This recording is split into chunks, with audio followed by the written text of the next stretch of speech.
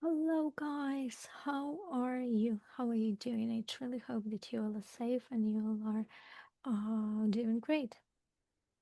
So let's go on. Let's start. Today we're talking about how to write emails in IT. What exactly are you going to learn today? How to write clear professional emails in an IT workplace. 12 key vocabulary words for IT email communication. Some grammar, formal email structures and linking words.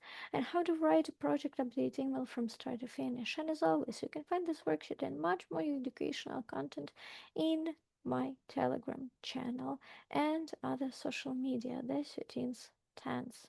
You can scan the QR code or you can type in the suit instance in the search bar. Well, let's go on to part one, vocabulary. Regarding, about relating to a specific topic. I'm writing regarding the quarter three delivery timeline. Follow up. To send a second message after a previous one.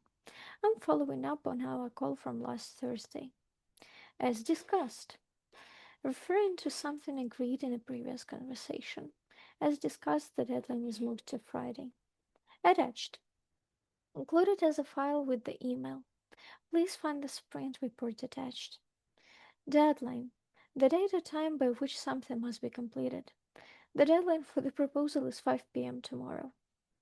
Clarify. To explain something more clearly. Could you clarify which version of the document you mean? Confirm. To state that something is definite or correct. Please confirm you have received this email. Available. Free to bid or respond. Accessible. Are you available for a call on Wednesday at 3 p.m.? Update. New information about the current status of something. I wanted to send a quick update on the project. Action. A specific task someone needs to complete. The main action from today's meeting is to revise the spec. Outstanding. Not yet completed, still waiting. There are two outstanding items from last week. Loop in. To include someone in an email thread or conversation. I'll loop in the BA team so that they are aware. Wonderful, wonderful. A little pro tip. In IT email culture, shorter is almost always better. If your email takes more than 30 seconds to read, it will probably be skimmed. Use bullet points for multiple items, bold text for actions, and always put the most important information in the first two sentences. When it comes to grammar, let's talk about formal email structure, our part two. We have the 5-part IT email structure. First one is opening line. Why exactly are you writing? And here are some useful phrases that you can actually implement into your emails. I'm writing to. I wanted to follow up on, as discussed in today's stand up. Context. Brief background, 1 2 sentences, yeah? As you know, the sprint ends this Friday, for example, following our call on Tuesday. Why not? Main point, the key information or request. I wanted to share a quick update on something. Could you please confirm something? Yep. Number 4, actions and next steps. What needs to happen next? Please find the report attached. Let me know if you have any questions. I'll follow up by the end of the day. And closing, professional sign off. Best regards, kind regards. Thanks. Yes, wonderful, wonderful. Let's look at some useful email phrases. What do we have in here? Opening. I'm writing to. I wanted to. Just a quick note to. Referring to a past contact. As discussed, following our meeting, further to our call. Making a request. Could you please? Would you be able to? Please could you? Attaching something. Please find something attached. I have attached something for your reference.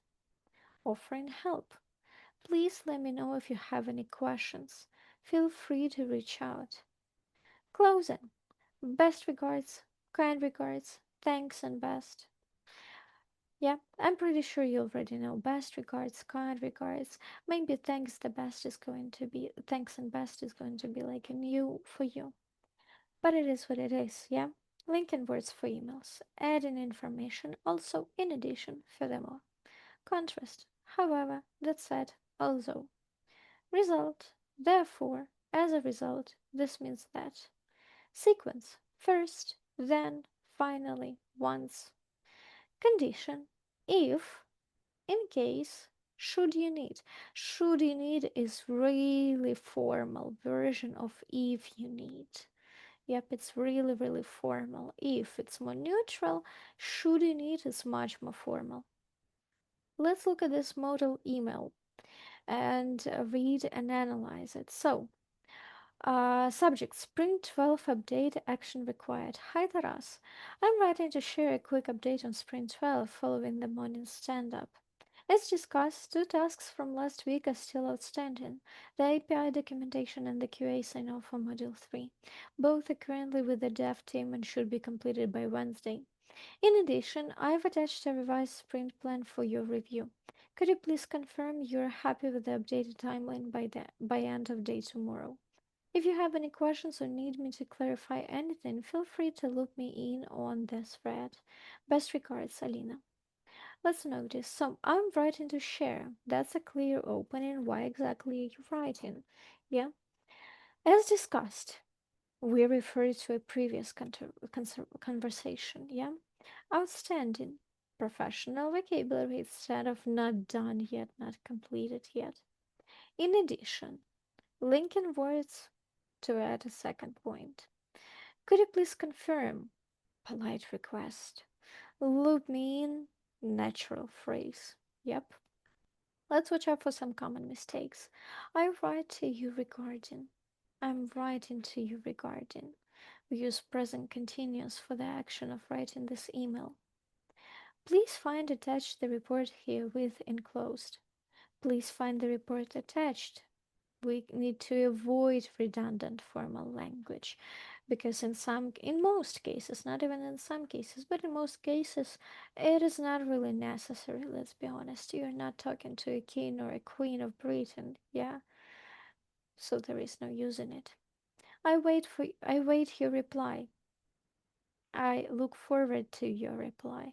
Or you could say I wait for your reply. Yeah, but look forward to sounds a bit better. Okay? As we discussed in the yesterday meeting, as discussed in yesterday's meeting, we do not need article before yesterday. Yesterday's meeting is the correct form, not just yesterday meeting, and there is no need to put we. I mean, you can. Why not? Yeah, but it's just easy as discussed. Yep. Please confirm the date. Could you please confirm the date? Yeah. Some direct commands may feel rude, so it would be better to say, could you please? Yeah. Maybe even can you please? Yep. Whatever you feel like, and it also depends on your relationship with the person who you're writing to, right? Let's go. I'm giving you 20 seconds to pause the video and complete this task. I believe in you. And then please come back and we will discuss it and work on your answers.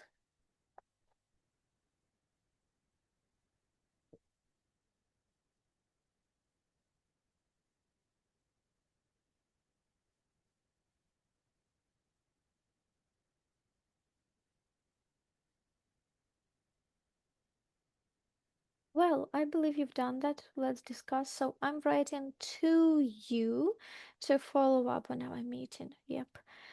As discussed, the deadline has been moved to Friday. Please find the project brief attached. Could you please confirm whether you are available on Thursday? I will loop in the head of product so she is aware of the change. Wonderful. Great job, guys. Then you have a little speaking challenge. Can you create a professional short email in one of these situations? Choose just one and say it out loud. Practice reading it, yeah? And the question for the comments: what types of emails do you write most often in your IT role? What do you find most challenging about writing emails in English? Do you write overly polite emails or do you write something simpler and more neutral or more relaxed to your colleagues? Write it down in the comments. I will be happy to read your answers. And when it comes to workbook, I am not going to show you exercises in this video, but you can find it in our Telegram channel as always. Well, and I suppose I hope you don't have any questions, but if you do have any questions, please type them in the comments or go into Telegram. We have a chat in there. And I suppose I hope to see you next time in the next video. All right? Stay safe, guys. Bye bye.